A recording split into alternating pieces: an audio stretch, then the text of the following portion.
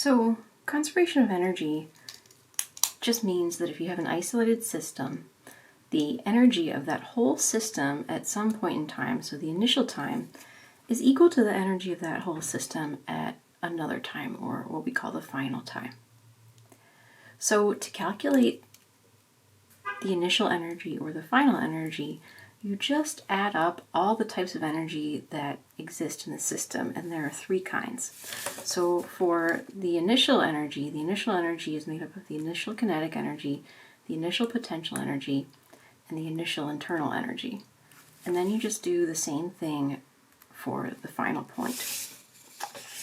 Now,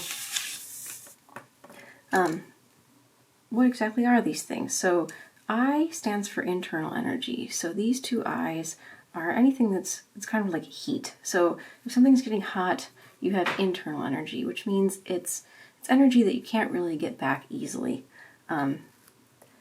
For our purposes in lecture 5, until we start talking about work in lecture 6, it's usually going to be the case that these two things are zero in most problems.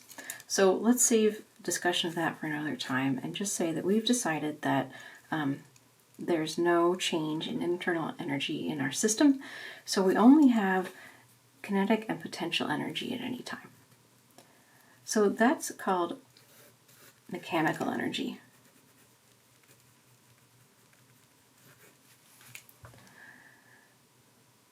And there's only one kind of kinetic energy. Kinetic energy comes from motion. So if you're trying to write down kinetic energy, it's just always 1/2 mv squared. For you, there are lots of types of potential energies. In this class, we're going to have 2 that we deal with. You'll get another one next semester. So one form of potential energy that we know is the gravitational potential energy, which says the gravitational potential energy is equal to m times g times y. Now you'll notice that this equation depends on y, and y is a coordinate, and that depends on where you've picked your origin to be and what your coordinate system is. So it's only like differences in potential that are actually physically meaningful. So if you pick y equals 0 in a problem, you have to make sure you keep y equals 0 there for the rest of the problem. Our other equation for potential energy is spring potential energy, which is 1/2 times the spring constant k times delta x squared, where delta x is the spring's displacement from equilibrium. So that covers all the types of mechanical energy that you'll see in this class. So let's just try an example. So let's say you have some water and you have a little fish, and the fish jumps out of the water with speed v. And then the fish goes up into the air, and fish can't fly, so it'll eventually reach a maximum point, and then it will turn around and it'll come back down. And what if we wanted to know the height, the maximum height that the fish reaches? Let's call it h. So could you use conservation of energy to solve this problem? Well, the first thing we have to check is we have to make sure that no internal energy is changing. So we would look for any kind of motion or force that creates heat, for example. So the fish is flying through the air, so you might say, well, there's air drag, and that's going to create heat, but it's minuscule, so we're almost always ignoring air drag.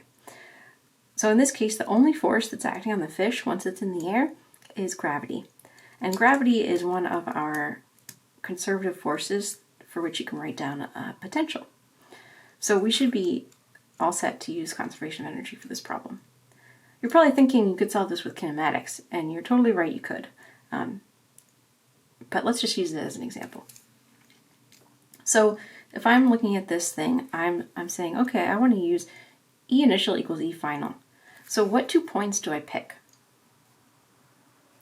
Well, I have some information about when the fish jumps out of the water because I know how fast it's going. So I'm going to mark that as 1 point. We'll see what happens. So what other point should we use?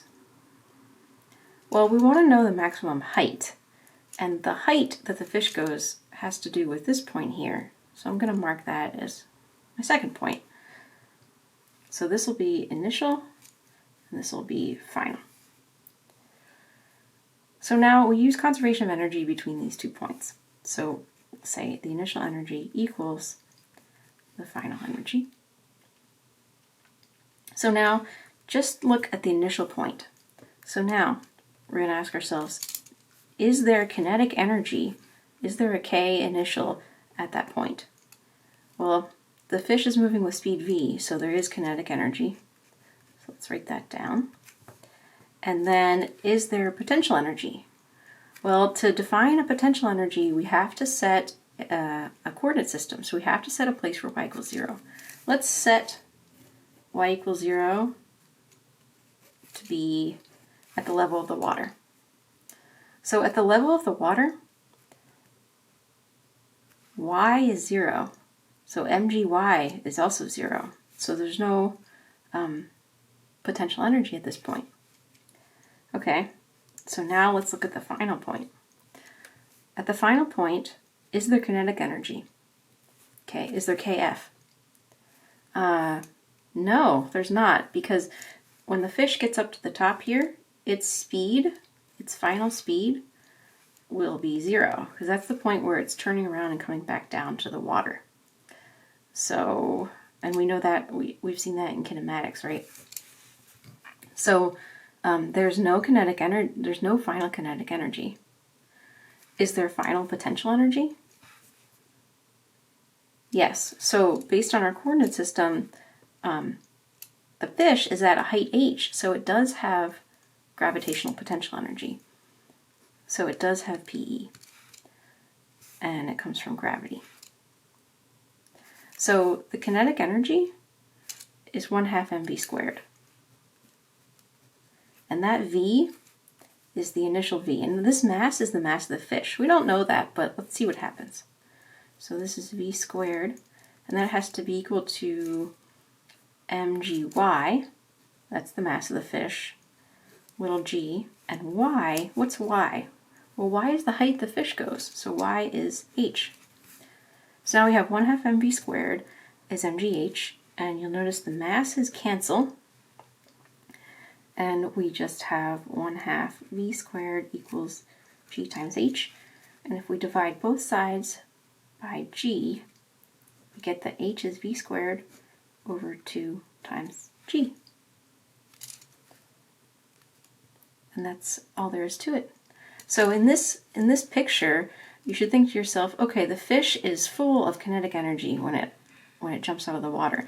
And as it goes through the air, it loses kinetic energy, but that kinetic energy is converted into gravitational potential energy. And when it gets to the top, all of the kinetic energy at the start is equal to all of the potential energy at the end.